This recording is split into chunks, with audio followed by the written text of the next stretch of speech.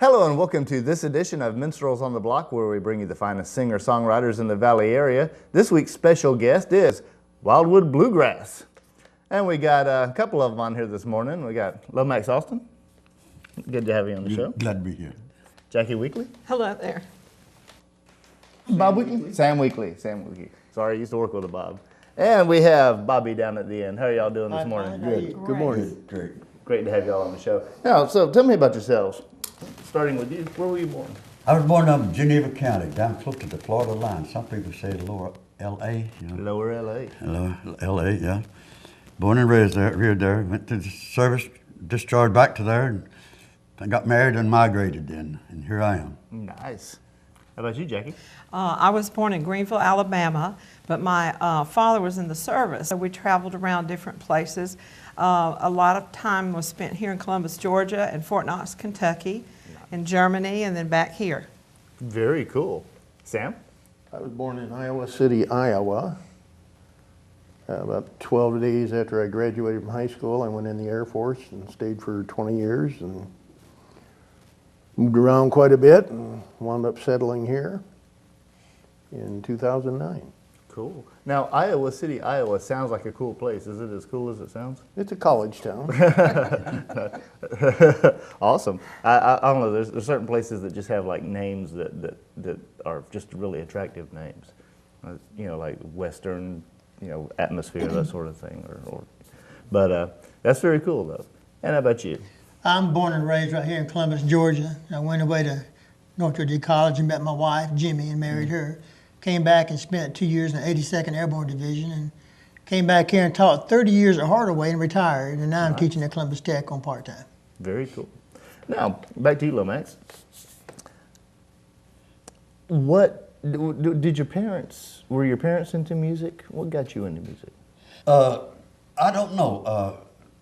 Listening to the Grand Ole Opry now, I was a youngster, I guess, kind of set me up, and I had to do what I could do from memory from one week to the next, because you never just hear the same thing this week. You may not hear it next week on the radio.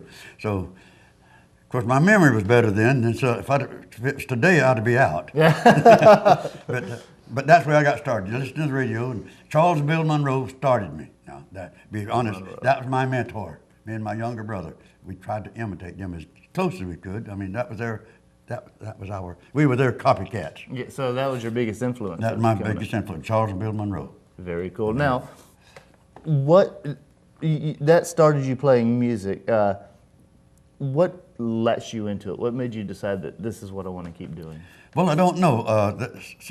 You could buy an old Sears Roebuck guitar for $5, see? I mean, that was top of the line they had back then. The Black Knight, it was a silver tone, but Black Knight was the name of it, see? And my mother bought me the best they had on them in their mail order. So I played that for a while. My younger brother got up, he wanted to play the guitar, and he wanted to learn to play the guitar. So my mother bought me the best mandolin that Sears Roebuck had, a silver tone mandolin. Nice. And here we were, the young Charles and Bill Monroe starting out then. Anyway, that's what got us started, just the two of us, until the Army got us, and we went different routes, and we come home, we got married and still went different routes right on, see. So that's topped off our career as brothers, you know. But anyway, that's where I got started. Not very cool. Now, Lomax is a World War II veteran. He was in World War II. Very nice. Yeah, I went through 30 some odd months of guerrilla fighting in the South Pacific. Wow. There ain't no town down there. I didn't see one till I got back to San Francisco, California. Wow. Pretty area, though. It looks pretty on the screen when you see it on television. It ain't that pretty when you're down there, isn't it? Well, yeah, I can certainly imagine. It's just a jungle, that's what it is. But they put it in color, and it looks pretty sitting on the screen. Peaceful and everything, but you don't know who's strapped to a coconut tree down 200 or 300 yards away with a telescope on his rifle. Yeah, that's a very good point. It ain't to kill. That wasn't to kill people. That was just obstruct and upset movements. That was the biggest idea. Deter troop movements and stuff. Yeah.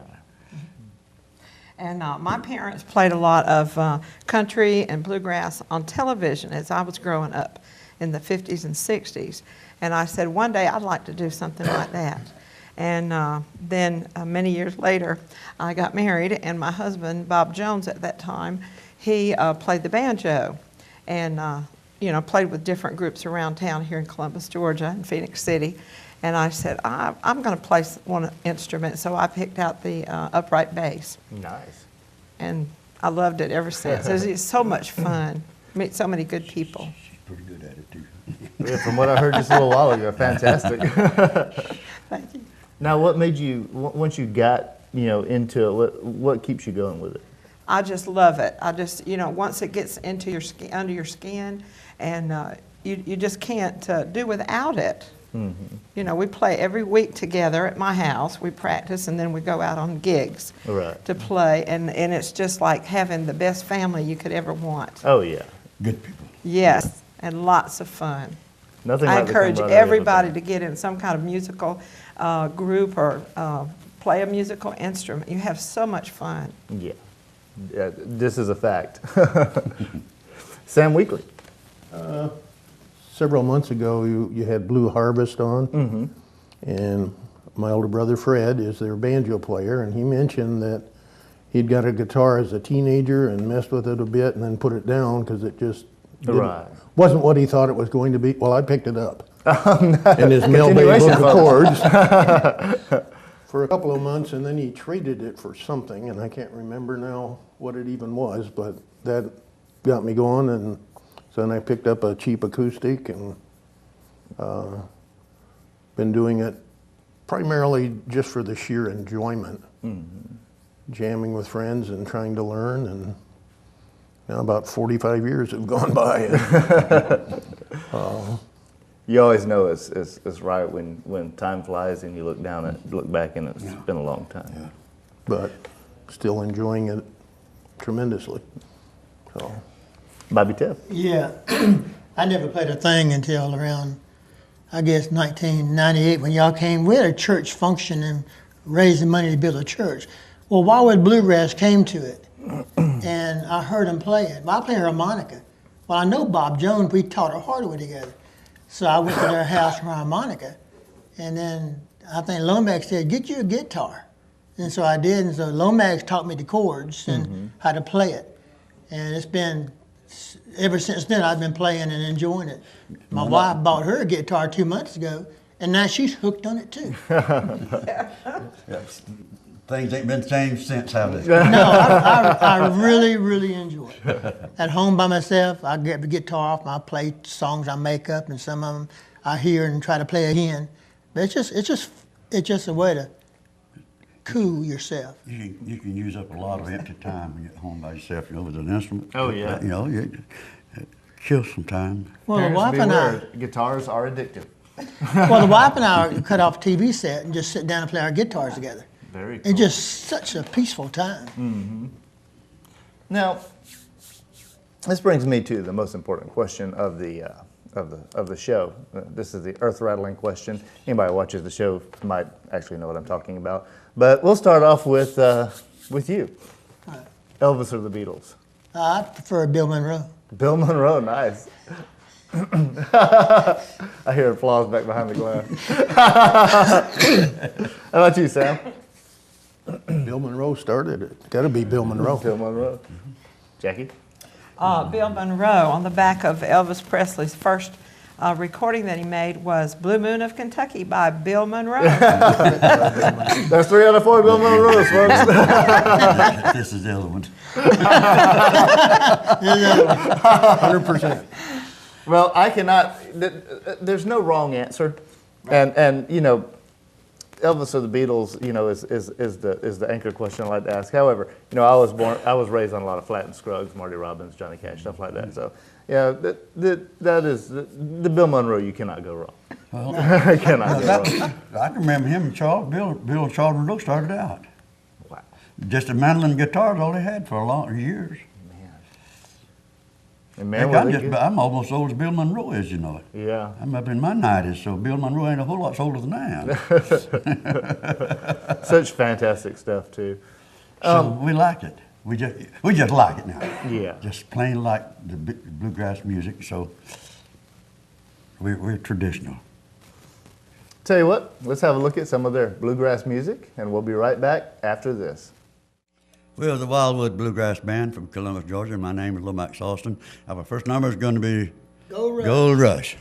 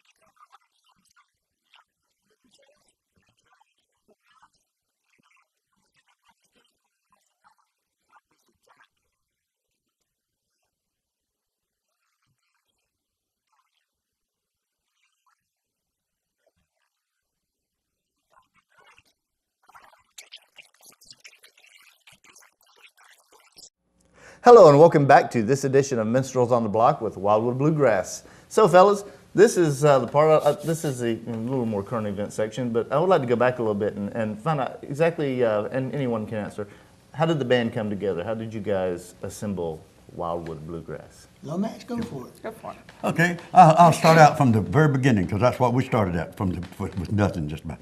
Bob Jones and I was the only two that could play the instruments. And so the wife, Jackie, she decided one day, he and I was enjoying it well, just the two of us. She said, well, I want some of that enjoyment out of the play. I think I'd like it too. So he bought her this big bass. So one of the friends that we knew, he bought it for his wife. She didn't want it. She didn't like it. So he sold it to us, so we still got the bass. And he's a banjo picker too. So anyway, so we started there, the three of us. And we'd go places, Bluegrass Festival, just to we load up on their station wagon and away with the three of us to go. And it wasn't long before somebody else liked it. So we got another one. Nice. Willie Wicker. And then it wasn't long, Bobby liked it and we got him. And Herman Coker come along, we got him. So that's kind of how we got started. Picked up one here, one there, and I think we wound up with a pretty good sound for people that don't know a word about a note of music. We strictly do it by memory. Everything we do is done by memory. Nice. So that's just about the gist of what got us started. Just one here and another there and another there. And now then recently, Bobby's wife, she went with us to my comrade reunion in Pigeon Forge, and she got her a guitar. And she's learning to play. She's going to be in one of our rhythm sections now pretty soon. Nice. She's doing well, too. She's doing well, too. So we're going to be proud of her as one of our rhythm. And she's got a beautiful singing voice, boy. She sang at her wedding. Cool. Yeah, Yes. yeah. So that's kind of the grassroots of at the beginning. I started from the beginning. That's just about how we got started up to now. There's two of them absent today. They're working. They're poor and still hired out. So. They're in the Brian Mallard Club. And Dale McClendon teaches at Shaw. Yeah. Teaches cool. Spanish at Shaw. And Dean George is a mail carrier. You know about Robert George he passed away years recently, too long back. His brother, they're brothers. So Dean George, I'm not a player. He's a carrier, so he couldn't be here either. So, but We added Sam. And we had Sam. Sam. to yeah, our Sam group, come too. along. He's the newest. No, Jimmy. Well, Jimmy's Jimmy, the newest. yeah, G will be, but Sam is the latest one He's the in the new band. guy. Yeah. Guy on the block. Willie and Herman are gone. Yeah, They he's kind of passed new man away. on the Yeah. block. Well, now, tell me a little bit about what Wildwood Bluegrass has going on currently. What do y'all got going on? What do you do? Well, we every 4th of July we play down at Westfield. Oh, nice. Yes, and we just played for the Southeastern Bluegrass Association out at Lake Pines this past Sunday. And the Sunday before Thanksgiving, we'll be playing at, what's the name of that church? Benning Hills Baptist Church. There'll be several churches that come together there. So that's what we have going on right now. And during the Thanksgiving and Christmas season, we usually slack back on our playing, but boy, it picks up again in the spring. Nice. Now, who does is there a one person or is it a collaborative effort for writing in this band? We aren't writers. We just singers. Ah, I got you. Very cool. Who chooses the songs to sing? Or is it a collaborative? The one that's going to do the singing. It's really a joint effort. On Wednesday Yes, it nights, we totally is. practice at my house, and then at that time, we say, talk about what booking we have coming up Right. and what kind of songs would be appropriate for that Right. booking.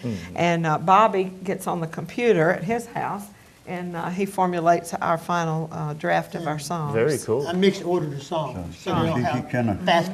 See, we got I no, mix them up. we have no lyrics. That's just the titles only. Right. Have that. So we want to, what's your next?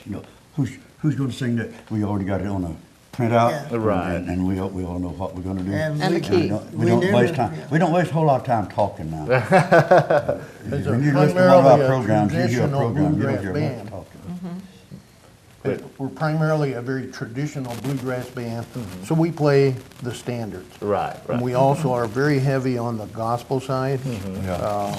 Everybody in the band has a very strong faith, and so we really enjoy the gospels.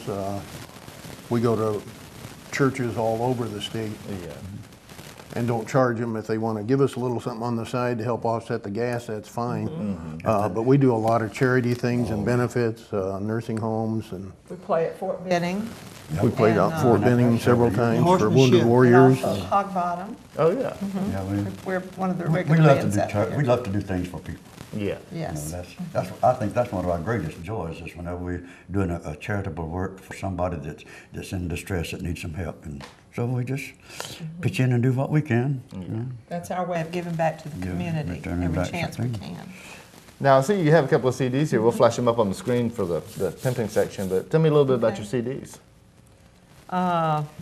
One of the CDs is all gospel, and the other CD we made as a live performance up at Pine Mountain, up there at the campgrounds, Nice. FDR State Park. Very cool. Where do you, aside from that one, where do you do your recording? Well, we were doing it in my house. My husband had all the recording equipment and things like that. Cool. Now, where would you like to see the band go? Do you have a vision for the band's future or a milestone you'd like to reach or anything? You know, I never thought about that far down, because since we aren't pros and we don't consider ourselves pros, we're just a bluegrass group. And I think, if I'm speaking for the band, I think that would be the accurate way of describing us. We're just a bluegrass band, just enjoy doing. People give us an opportunity, and we're ready to jump in and Very perform for them. So that's about as close as I guess I could give you, because I don't have any idea any of the other three is Right. looking for pro Right. stuff. I just want to continue the association with my friends. Right. I have no goal like to appear in Nashville. I just like the camaraderie and the fellowship. That's playing the joy together. we get, just the togetherness and going somebody else, and you know. So And right now, I'm going to miss Dale and Dean when we start playing because they have a flavor they add to our music. Oh. And it's, you know, Dean's a when pretty good someone's not violin here, player. you miss Dale's a them. good violin player, good violinist. So, but they say they're working yet. So Yeah, I don't think any of us are really striving or in this for the money. We're in Right. it for the enjoyment. we just Well, that's enjoy it. good. You have to have that first. If the music becomes a job, I would probably hate to do it. work is not a fun word. Wildwood Bluegrass is a fun band, and we all enjoy playing. An audience is wonderful, Well, now, but that's not what we're about. We're having fun. and fun is we've talked about this before on the show. If you're if you're in music and you're not having fun, then you don't need to be doing music. That's Well, you won't do a whole lot of it. Yeah. I tell the band, just never get tired of the band. I'll retire because that's the only reason I'm doing it, just because I retire. I enjoy it. If I quit enjoying it, I won't be doing much more of it. Now, we've established that for a couple of things, the initial inspirations, the Elvis or the Beatles question. Bill Monroe has been deeply rooted, established in this episode. So let's see, as far as like today, if you happen to be walking around your house on a Sunday afternoon and you're listening to music, what are you most likely to be listening to? Me, probably Ricky Skaggs. Ricky Skaggs. Yeah, bluegrass or country, one of the two. I like to listen to country music, but I'd rather play the bluegrass style. But I'll listen to country music. I hear it. I like to hear orchestra music if it's not pre-recorded. Right. Now I enjoy it if I can just see them out there. That's Right. good. But just to turn me on a record and let me listen to it, well, I'll give it back to you if you want it. You know, I don't mean I don't condemn it. I just don't don't enjoy it. That's all I say. Just don't enjoy it. But those two is my preference all the way around. What about you, Jake? Sam usually brings up on YouTube, on the internet, and we go through many country and bluegrass singers. Very cool. Patsy Cline, for one, Stanley Brothers, Old Bill time. Monroe, old time. Yeah. Awesome stuff. Well, we know what they listen to. How about you listen to some of their stuff? Wildwood Bluegrass. We'll be right back after this. Our next number is the Old Crossroads. We're going to do a good old gospel number for you, okay?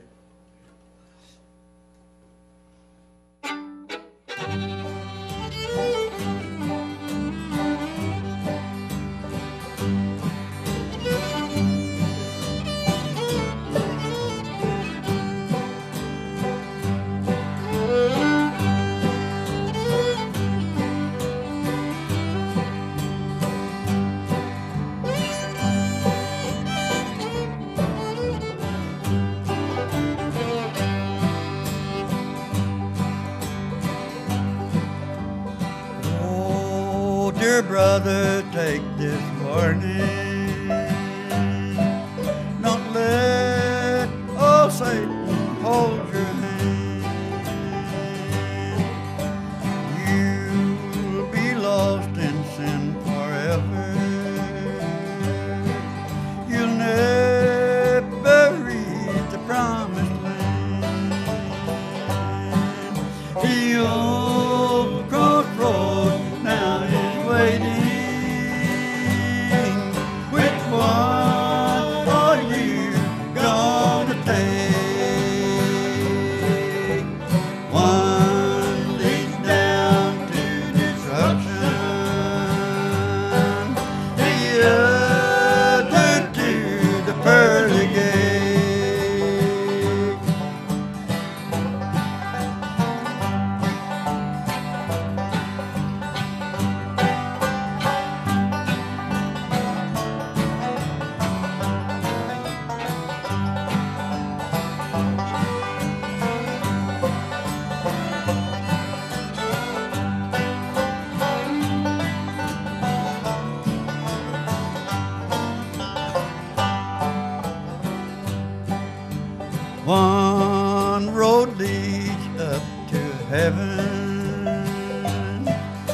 the other goes down below. Jesus, our Savior, will protect you. He'll guide you by the old crossroad. The old crossroad now is waiting. Which one are you gonna take? One leads down to destruction, the other to the pearly gate.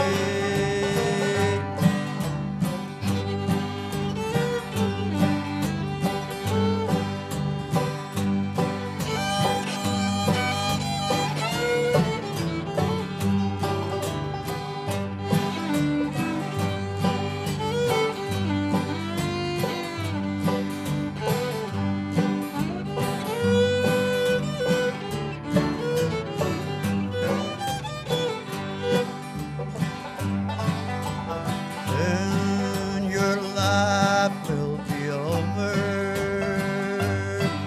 You'll have to pass the old crossroad. Will you be ready then, my brother, to shine the one going down below? The old crossroad now is waiting. Which one are you gonna take? One leads down to destruction, the other to the pearly gate.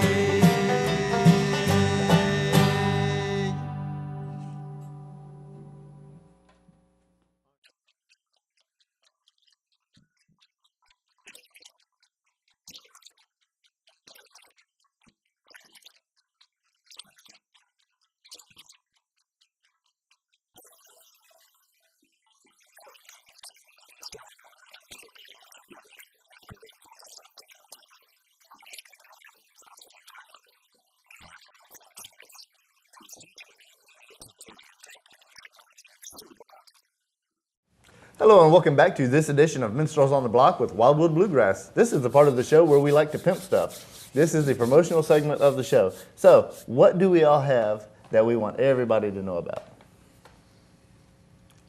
Contact information. Contact information. Let's start with that. Okay.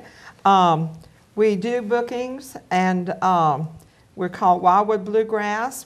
I'm Jackie Weekly, and our phone number is 706-563-8443. And Dale McClendon, who's also a member of our band that could not be here today, she does bookings as well, 706-577-3327. And you can contact us. We do churches as well as private parties, Graduations. We've done funerals before. We've done wedding rehearsal parties, that sort of thing. Very cool. So we do many different venues. Now, are any of you, do you have any Facebook pages or websites, anything like that? I don't have a Facebook. I think Dale does. Yeah, Yeah, Wildwood Bluegrass is on Facebook, and Dell monitors that. Very cool. So you can find them on Facebook. Right, And we we got are these on CDs. Facebook. They Yes. do have some CDs that you can get a hold of. Contact Robert Earl if you want a copy, and we'll flash his number on the screen. But Okay. 3 CDs here, really great stuff. I've heard them playing, and you've heard them by now. And just really great stuff. Now, there's a couple of questions I'd like to ask. Now, in your circle is a little bit different. What do you think of the local scene, the local music, bluegrass music scene? Well, I believe there are a group of people that are trying to get the Southeastern Bluegrass Association going out at Lake Pines. And they try to bring in local entertainment the last Sunday of each month. Very cool. And so there is some activity going on. There are many different bands in the area that lots and lots of talent. Yes.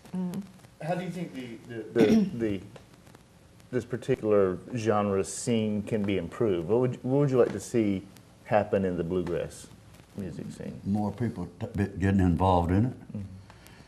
Yeah. Bluegrass music is I've heard it expressed in this way, is good old country music souped up. You can take a good country song and you set it to a bluegrass beat, and you can call it a bluegrass number. Then, as far as take electric instruments out of it and have your acoustic instruments, and you can call it a bluegrass number. Then, Very cool. Bill Monroe sang, Blue Moon of Kentucky. That's a slow tune, but look what Elvis Presley done with it. He made him and Bill both another millionaire with it. Yeah. I put it to a different tempo. So, Bluegrass is like country's version of rock and roll. It's like fast and upbeat. Yeah, it's upbeat. It's a unique It's sound. just a good upbeat. It's a good upbeat tempo. Is what it is. One guy said it's locally. He said it's a country song with some hikem oil poured on it. Awesome. Now, there's a question I like to ask my my guests on here, and we'll start with you, Max. What advice would you give to aspiring artists out there watching the show? And it's a music show, obviously, so we're talking about musicians, but they're painters, authors, whatever somebody's art might be. What advice would you give to an aspiring artist? Learn whatever you can do that you like to do and do it. Simple and concise. Love may not make the world go round, but it makes it worth the ride. So if you love what you're doing, you'll do enough of it. You can get by with it. Yeah. You can do it pretty good too. If you like to do it, you'll learn to do it pretty good too. Mm-hmm. Whatever it is, if you like it, you'll do it pretty good. If you don't like it, you're in the wrong field. Very cool. Jackie? And don't hold back. If you think you are interested in participating in an activity like this, get you an instrument and go for it. Try it. I think you would really, really love it. And the people you meet and the friends you make will make it very worthwhile. Sure. There's a kind of dovetail back to your original question. There's so much variety in this area for new people that are aspiring musicians. It's there. Go to Country's Barbecue. I don't know if I can do that, but not a plug, but Yeah. weekends, there's good bluegrass music. There's 2 different bands that play there, give you a different exposure. There's other charitable things, Hog Bottom, when Blue Harvest was in, their annual thing in April. But you're going to hear a variety of music. And it's out there. There's a lot of places. You might have to travel a little bit, the annual Old Time Fiddlers Convention up in Athens, Alabama, and you'll get exposure to all kinds of things there. But look around locally, because it's here. Look for people that are a little better than you and learn from them. Yeah. And the more you know, the more you enjoy. But don't give up. That's the main thing. When I first started a long time ago, the advice was to buy you a good guitar, but not an expensive guitar, 'cause you might put it down. So I bought from Mr. Mack here in town, who passed away, a manufacturer and maker of guitars. I bought me a Lotus. And I said I liked it. So next time I bought me a Martin HD28. And that's just, I love that thing. Yeah. I have it here today. And my wife sees us playing, and we went to Pigeon Forge, and I never expected her to buy a guitar. we went to this guitar store. We didn't buy anything. She bought her a Taylor Mini. Nice. And but then she realized then that you won't learn to play it in your house by yourself.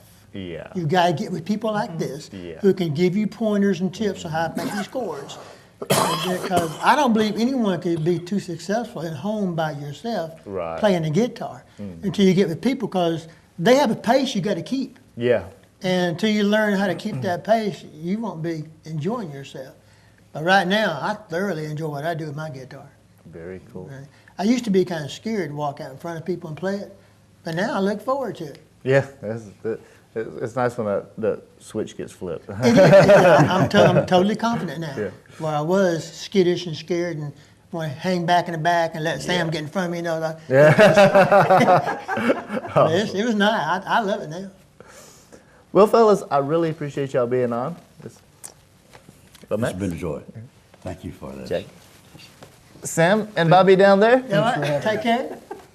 Wildwood Bluegrass, we appreciate them being on. We hope you've enjoyed this edition of Minstrels on the Block. And like I said, you can get with Robert Earl and get CDs if you want. Good stuff. We'll see you next time on Minstrels on the Block, only on CTV EA. I'm Brian Mallard. We're going to feature this young man here in the middle. Be turning 92 here in about 2 weeks from today. Going to play a familiar tune called the Orange Blossom Special.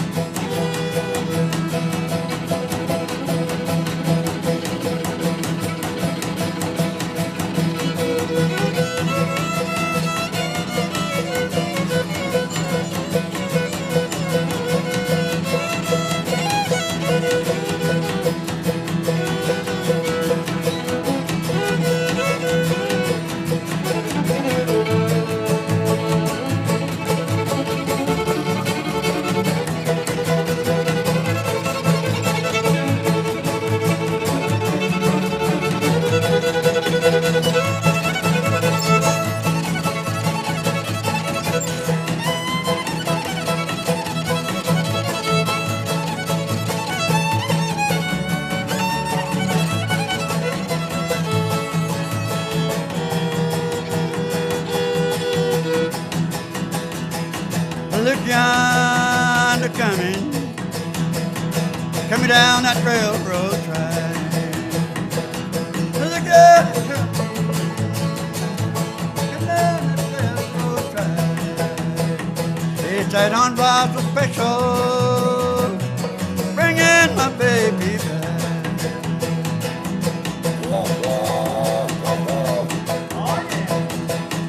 All aboard the Georgia Southern.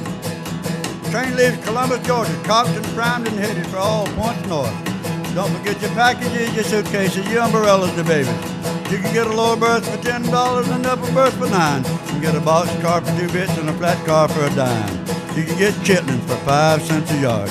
We're going north now through Fayetteville, Georgia. Coming out to Atlanta, Georgia. We're going northeast, coming through Charlotte, North Carolina. We cut back to the northwest now and going out through Parkersburg, West Virginia, over to New York City, down to Chicago, come through Akron, Dayton, Columbus, Cincinnati, Louisville, Knoxville, Nashville, Chattanooga, Birmingham, Montgomery, Birmingham. There ain't no ham like Birmingham. A little town called Grinders Street. That's where Minnie Pearl was from. It's a little old town full of bull girlings, bulldogs, bull shooters, and bull frogs.